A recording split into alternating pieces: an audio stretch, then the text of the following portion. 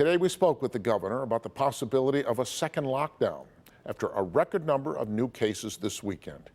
Yesterday, Michigan reported 3,338 new cases. That's the highest number, a daily number, since the start of the pandemic. The state does not release new numbers on Sunday. Victor Williams reports the governor talked with us about what may happen next in Michigan, and that includes winter sports for high schools.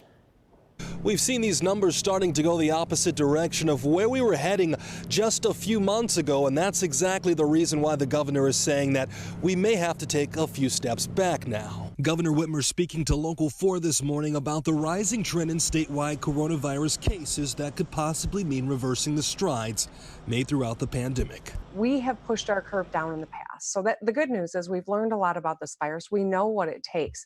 But we need everyone to do their part so that we can avoid having to take steps backward. And although some of the governor's executive orders were ruled unconstitutional, this virus doesn't care about a Supreme Court decision. She says the Director of Health and Human Services still has the power in the midst of the pandemic.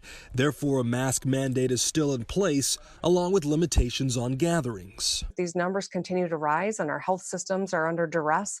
Then the director will issue additional orders that could mean moving backwards. And that's what I'm hoping to avoid. Another topic of concern was if she'll be willing to work with members from the opposing party on finding a permanent solution.